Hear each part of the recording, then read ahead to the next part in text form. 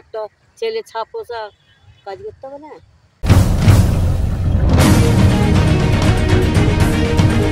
বিক্রি সাংলা স্টেশনে করি আর ট্রাক টার্মিনালে করি, কিন্তু এবছর তো ট্রাক টার্মিনালে নিয়ে যাওয়ার মতো সেরকম মাল হয়নি। বৃষ্টি হয়ে পোকা লেগে গেছে, সেই মাল তো ছোটো ছোটো হয়েছে, এইসব হয়েছে। আর এই মানে ঠিক বাজারে বেচাকেনা ঠিক মানে ভাবে মূল্য। এই চাষে বাসে কাজ করে কি করবে, একলা চালাতে পারে না, অনেক ছাপ পোষা। কতদিন চাষ করছি তা বলতে পারবো না, যে এখন কিনে নিয়ে নিচ্ছে সব তখন জায়গাটা কাদের আমরা বলতে পারবো না, রেল কোম্পানি নিয়ে নিচ্ছে তাই জানি। ঠিক মতো মানে সংসার চালাতে পারা যায়নি।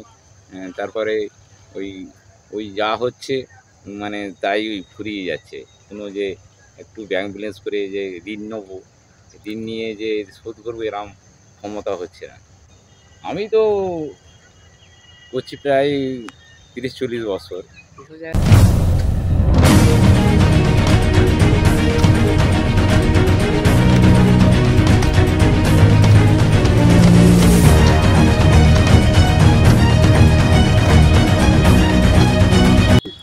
এটা 200 ফুট বাড়ে, এইখানটা এটা 200 ফুটই বাড়ে। করছি আমাদের তখন দেখা হয় অনেক দিন সরকার থেকে কিছুই দেয় না। আমরা খেটে মানে এইটা রেল কোম্পানি পড়ে গেছে, চাষ করছি পড়ে আছে, সবাই করে এখানে খাচ্ছে, চলে না। তবুও আমাদের কারখানায় কাজ ফাজ যায়, ওই কোনো রকম যাই করে যায়, আবার কারখানায় যায়, যা হয় ওই অল্প অল্প পয়সা হয়, কোনো একটা পয়সা হয় না। কী করে বেকার বসে থাকবো? আমরা তো মেয়েরা তো কারখানা কাজে ফাজে যায়নি, বেকার বসে থাকবো, ওই জন্য চাষ।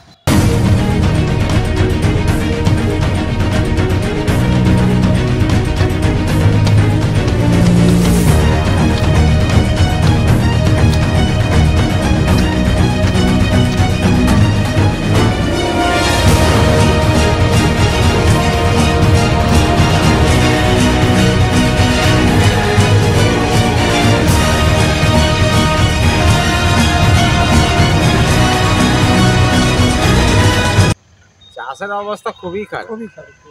তারপরে ধরুন বাজারে নিয়ে গেলে সেই দাম তো হয়নি, তা এতে করে সব কিছু লেবারের দাম, সারের দাম বেশি, তা করতেন কি করে হবে?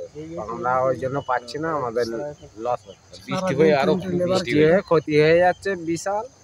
তারপরে মাল ফাল ঠিক মতো হচ্ছে না, আর ঠিক মতো দিতে পারা যায় না।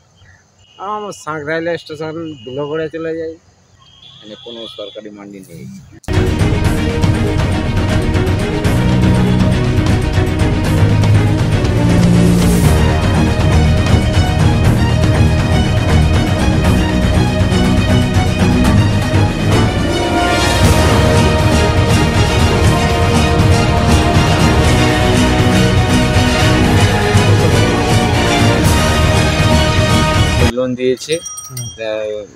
লোন দিয়েছে কিন্তু এইসব লস হয়ে গেলে তো আমাদের কোনো তার জন্য মানে বেনিফিট পাইনি। আমাদের দিয়ে দিতে হয় এবং 6 মাস ছাড়াই সুদ সমেত দিয়ে আবার নেই আর কি, এই করা।